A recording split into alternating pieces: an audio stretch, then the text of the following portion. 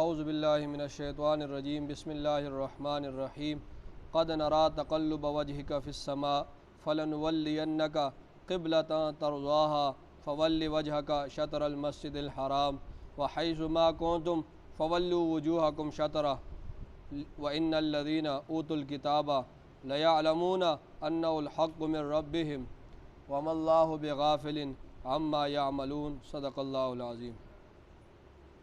سورہ بقرہ کا ترجمہ اور تفسیر جاری ہے۔ 143 آیت تک ترجمہ اور تفسیر ہو چکی ہے۔ آج 144ویں آیت کا ترجمہ اور تفسیر ہوگی، ایک ہی آیت کا۔ پہلے ترجمہ سن لیں۔ قد نرا، قد تحقیق کے ساتھ، نرا ہم دیکھتے ہیں، قد نرا تحقیق کے ساتھ ہم دیکھتے ہیں، تقلب وجہ کا آپ کے چہرے کے پھیرنے کو، تقلب پھیرنے کو، وجہ کا آپ کے چہرے کو، تو تقلب وجہ کا آپ کے چہرے کے پھیرنے کو۔ تو پوری آیت کا ترجمہ، قد نرا تحقیق کے ساتھ ہم دیکھتے ہیں، تقلب وجہ کا آپ کے چہرے کے پھیرنے کو، فی السماء آسمان کی طرف، فی السماء آسمان کی طرف، فلنولینک، فلنولینک پس البتہ ضرور ہم پھیر دیں گے آپ کو، ٹھیک ہے، فلنولینک پس البتہ ضرور ہم پھیر دیں گے آپ کو، قبلتاً اس قبلے کی طرف، ترضاہا جسے آپ پسند کرتے ہیں، ترضاہا جس کو آپ پسند کرتے ہیں، فولی پس پھیر دیں، پس آپ پھیر دیں، وجہ کا اپنے چہرے کو، شطر المسجد الحرام مسجد حرام کی جانب، شطر طرف کہتے ہیں، تو مسجد حرام کی طرف، مسجد حرام کی طرف آپ اپنے چہرے کو پھیر دیں، وحیث ما کنتم اور جہاں کہیں تم ہو، فولو پس تم بھی پھیر لو، وجوہکم اپنے چہروں کو، ٹھیک ہے، شطرہ اس کی جانب، اس مسجد حرام کی جانب۔ دوبارہ سن لے اس آیت کو، وحیث ما کنتم اور جہاں کہیں تم ہو، فولو پس تم بھی پھیر لو، وجوہکم اپنے چہروں کو، شطرہ اس مسجد حرام کی جانب، وَإِنَّ الَّذِينَ اور بے شک وہ لوگ، اوتوا الکتاب جن کو کتاب دی گئی جن کو کتاب، لَيَعْلَمُونَ البتہ وہ جانتے ہیں، أَنَّهُ الْحَقُّ کہ بے شک وہ، یعنی اس قبلے کی طرف منہ کا پھیرنا، أَنَّهُ الْحَقُّ وہ کیا ہے؟ حق ہے، أَنَّهُ الْحَقُّ بے شک وہ چہرے کا پھیرنا قبلے کی طرف وہ کیا ہے؟ حق ہے، من ربہم ان کے رب کی طرف سے، وما اللہ اور نہیں ہے اللہ، بغافل غافل، عما اس سے، یعملون جو وہ کرتے ہیں، ٹھیک ہے۔ ایک آیت کا ترجمہ ہوا، اس کو دوبارہ اس ترجمے کو سن لیں۔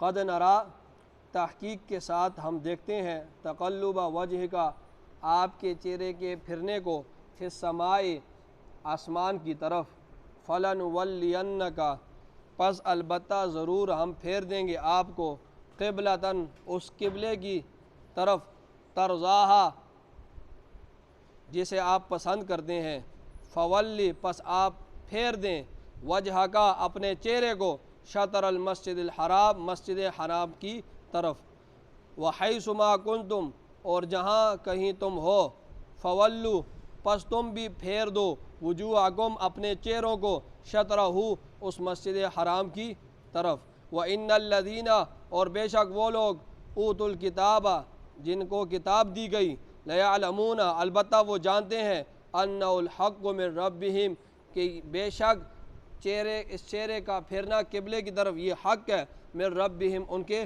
رب کی طرف سے ہے، وَمَا اللَّهُ بِغَافِلٍ اور نہیں ہے اللہ غافل، عما اس سے، یعملون جو وہ کرتے ہیں۔ یہ اس کا ترجمہ ہوا اس ایک آیت کا، اور مختصر سی تفسیر بھی اس کی سماعت کر لیں۔ زیادہ ہمارا جو پہلے بھی یہ بات میں بتا چکا ہوں کہ ہماری زیادہ توجہ قرآن مجید کے ترجمے کو سیکھنے میں اور اس کے متعلق جو چھوٹی سی مختصر سی تفسیر ہو اس کو، وگرنہ قرآن مجید کی بہت سی تفسیریں کی گئی ہیں اور متعدد تفسیر ہے ایک ایک آیت کی، اور جتنی اس کی گہرائی میں جایا جائے وہ ایک ایک آیت پر پورا گھنٹہ بھی لگ سکتا ہے، 2 گھنٹے بھی، پورا دن بھی لگ سکتے ہیں۔ تو جتنی قرآن مجید سمندر ہے اس کی گہرائی میں جایا جائے ایسے، لیکن ہم کتنا تقریباً یہ ہے کہ ہم اس آیت کا ترجمہ سیکھ لیں اور اس کے متعلق جو مختصر سی تفسیر ہے اس آیت کو سمجھنے کے لیے وہ سیکھ لیں، یہی ہماری کوشش ہونی چاہیے۔ پچھلے درس میں نے یہ بات کی تھی، اب اس کی تفسیر سن لیں کہ پچھلے درس میں نے یہ بات کی تھی کہ رسول اللہ صلی اللہ علیہ وسلم جب تک مکہ مکرمہ میں تھے، آپ صلی اللہ علیہ وسلم بیت اللہ کی طرف رخ کر کے نماز پڑھا کرتے تھے، ٹھیک ہے، کعبہ کی طرف رخ کر کے کیا کرتے تھے؟ نماز پڑھتے تھے۔ پھر جب آپ صلی اللہ علیہ وسلم مدینہ ہجرت کر کے آئے تو آپ کو اللہ نے حکم دیا کہ آپ اب بیت المقدس کی طرف رخ کر کے کیا کریں؟ نماز پڑھیں، آپ بھی پڑھیں اور آپ کے صحابہ جتنے بھی ہیں سب بیت المقدس کی طرف نماز پڑھیں۔ آپ صلی اللہ علیہ وسلم بیت المقدس کی طرف نماز پڑھتے تھے، لیکن دل میں یہ آرزو تھی، یہ جستجو تھی کہ میرا قبلہ بیت اللہ ہونا چاہیے۔ مجھے جو دل کی آرزو یہ تھی کہ ہمارا قبلہ کون سا ہونا چاہیے؟ بیت اللہ ہونا چاہیے، ٹھیک ہے، کیونکہ یہ جو یہود و نصارہ ہے نا، ان کا قبلہ جو ہے یہ بیت المقدس ہے۔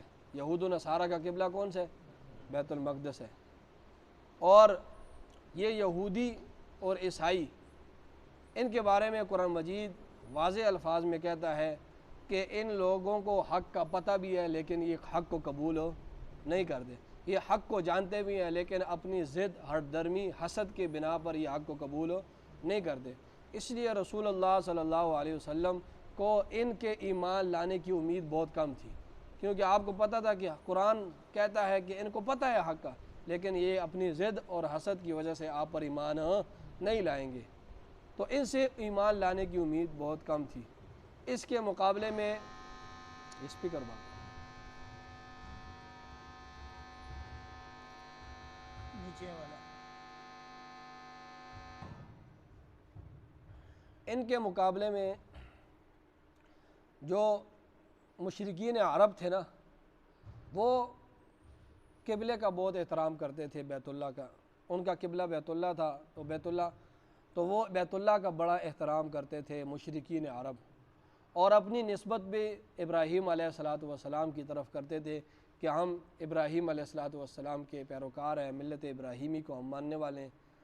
تو وہ کعبے کا، بیت اللہ کا احترام بھی بہت کرتے تھے، اور یہ جتنی بھی وہ ان کے اندر برائیاں تھیں وہ صرف جہالت کی بنیاد پر تھی، ٹھیک ہے، جتنی بھی یہ شرک کرتے تھے یہ مشرکین عرب، اور جتنی بھی مشرکین عرب میں اکثریت تھی، جو غلط کام وہ کرتے تھے وہ کس کی بنیاد؟ جہالت تھی بس، اور کچھ نہیں۔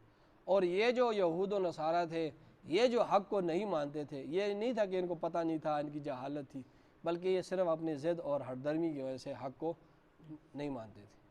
اور ان کے مقابلے میں جو اکثریت جو مشرکین عرب کی تھی، کم لوگ ایسے تھے جو ضد کی وجہ سے نہیں مانتے تھے، اکثریت جہالت، جس طرح آج بھی لوگ جہالت کی بنا پر اللہ رب العزت کے ساتھ شرک کرتے ہیں، اسی طرح جہالت کی بنیاد پر رسول اللہ صلی اللہ علیہ وسلم کی توہین کرتے ہیں۔ تو بہت سے دین کے دین کا مذاق اڑاتے ہیں۔ وہ کیا ہوتا ہے کہ جہالت ہوتی ہے، ان لوگوں کو بڑوں نے یہ بتا دیا ہوتا ہے بھائی یہ عقیدہ ٹھیک ہے جو جس عقیدے پر تم ہو، باقی جتنے بھی عقیدے ہیں سارے غلط ہیں، بس وہ اسی کے اندر چلے رہتے ہیں۔ باقی جتنے بھی عقائد ان کو، تو آج کل بھی اکثریت جہالت میں، اگر ان کو سمجھایا جائے صحیح طریقے کے ساتھ، جس طرح طریقہ ہے تبلیغ کا، تو بہت سے یہ جماعت والے جو جاتے ہیں بتاتے ہیں کہ وہ آگے سندھ میں اور ان علاقوں میں جہالت ہی جہالت ہے، جب ان کو بتایا جاتا ہے تو وہ ٹھیک ہو جاتے ہیں۔ تو یہ عرب والے بھی تھے، یہ جو غلط کام کرتے تھے تو یہ جہالت کی بنیاد پر۔ تو رسول اللہ صلی اللہ علیہ وسلم کی یہ آرزو تھی کہ میرا قبلہ بیت اللہ ہونا چاہیے، کیونکہ یہ مشرکین عرب بھی بیت اللہ کا بڑا احترام کرتے ہیں۔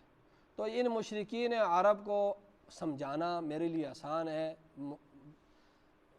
یہود و نصارہ کی بنسبت، ان کو سمجھانا آسان ہے لیکن ان کو سمجھایا نہیں جا سکتا، ان کو تو پتہ ہے لیکن وہ اپنی ضد کی بنیاد پر نہیں کرتے۔ تو بار بار آپ صلی اللہ علیہ وسلم آسمان کی طرف دیکھتے تھے کہ اب وہی آئے گی، اب وہی آئے گی۔ دل کی یہ آرزو تھی کہ قبلہ بیت اللہ ہونا چاہیے۔ آپ صلی اللہ علیہ وسلم نے 16-17 مہینے بیت المقدس کی طرف نمازیں پڑھی، لیکن بار بار یہ دل میں بات تھی اور بار بار آسمان کی طرف دیکھتے تھے کہ اب جبرائیل امین وہی لائیں گے اور کہیں گے تمہارا قبلہ تبدیل ہو جائے گا، ٹھیک ہے۔ اور دوسری جو وجہ تھی آپ صلی اللہ علیہ وسلم کی، جس وجہ سے آپ صلی اللہ علیہ وسلم کی آرزو تھی کہ بیت اللہ کو قبلہ ہونا چاہیے، وہ یہ تھی کہ یہ جو مشرکین عرب تھے نا، یہ بیت اللہ کا بہت احترام کیا کرتے تھے۔ تو آپ نے دیکھا ہے کہ جتنے بھی مسلمان ہوئے اکثریت انہی میں سے مسلمان ہوئے، یہود و نصارہ بہت کم ہی مسلمان ہوئے آپ صلی اللہ علیہ وسلم کے دور میں۔ تو یہ قبلے کا بہت احترام کیا کرتے تھے۔ تو اب ان کو منانا، یعنی مسلمان ہونے کے بعد یعنی دوسری طرف منوانا، تو یہ ذرا مشکل کام تھا۔ اور اگر مسلمان ہونے کے ساتھ وہی قبلہ ہوتا بیت اللہ تو یہ بہت آسان کام تھا، لیکن دوبارہ ان کو دوسری طرف کرانا تو یہ بڑا مشکل کام تھا۔ اس لیے آپ صلی اللہ علیہ وسلم کی یہ آرزو تھی کہ بیت اللہ میرا قبلہ ہو، ٹھیک ہے۔ تو یہ اس کی ان آیات کی تفسیر ہے۔ فرمایا قد نرا، آپ صلی اللہ علیہ وسلم بار بار آسمان کی طرف دیکھتے تھے نا، تو وہ بات بھی ذکر کی۔ فرمایا قد نرا، تحقیق کے ساتھ ہم دیکھتے ہیں، تقلب وجہ کا، آپ کے چہرے کے پھیرنے کو، فی السماء، آسمان کی طرف، اور بار بار آسمان کی طرف دیکھتے ہیں۔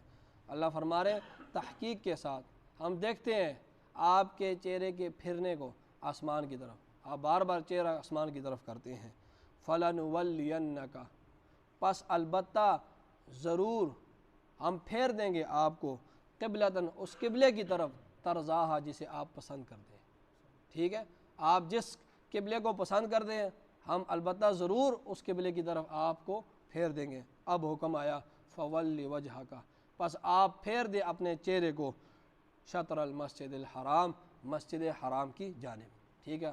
اب یہاں سے قبلہ تبدیل ہو گیا، دوبارہ حکم آیا کہ اب قبلہ کون سا ہے آپ کا؟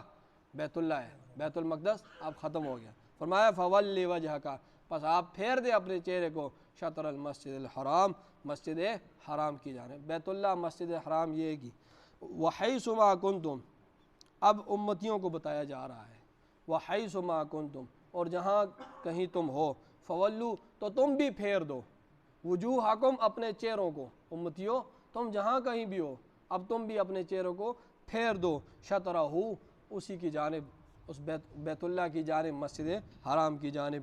وَإِنَّ الَّذِينَ أُوتُوا الْكِتَابَ، اور بے شک وہ لوگ جنہیں کتاب دی، لَيَعْلَمُونَ، البتہ وہ جانتے ہیں کہ أَنَّهُ الْحَقُّ، کہ یہ قبلے کی طرف منہ کرنا یہ کیا ہے؟ یہ حق ہے، کیونکہ انہوں نے پہلی کتاب میں، جیسے میں نے پہلے بھی بات بیان کی، پہلی کتابوں میں یہ نبی صلی اللہ علیہ وسلم کے اوصاف پڑھے تھے کہ نبی الثقلین ہوں گے، 2 قبلوں والا نبی، ٹھیک ہے۔ تو ان کو یہ پتہ ہے کہ نبی صلی اللہ علیہ وسلم کا پہلا قبلہ بیت اللہ ہوگا، پھر بیت المقدس ہوگا، پھر دوبارہ بیت اللہ ہو جائے گا۔ یہ تمام در اوصاف پہلی کتابوں میں ان یہود و نصارہ نے پڑھ لی ہیں۔ ان کو پتہ ہے کہ وہ جو نبی آئے گا وہ 2 قبلوں والا ہوگا، اس کی یہ صفت ہوگی، لیکن اس کے باوجود یہ نہیں مانتے، تو یہ ان کی اپنی ضد اور حسد ہے۔ فرمایا وَإِنَّ الَّذِينَ، بے شک وہ لوگ، اوتوا الکتاب، جن کو کتاب دی گئی، لَيَعْلَمُونَ، البتہ وہ جانتے ہیں، أَنَّهُ الْحَقُّ مِن رَبِّهِمْ، کہ بے شک اس قبلے کی طرف رخ کرنا یہ حق ہے، اور من ربہم، ان کے رب کی طرف سے ہے۔ وَمَا اللَّهُ بِغَافِلٍ، اور نہیں ہے اللہ غافل، عما، اس سے، یعملون، جو وہ کرتے ہیں۔ اللہ تعالی ہم سب کو سمجھ عطا فرمائے قرآن کی، آمین۔ الحمدللہ رب العالمین، والعاقبۃ للمتقین، والصلاۃ والسلام علی سید الانبیاء والمرسلین۔ ربنا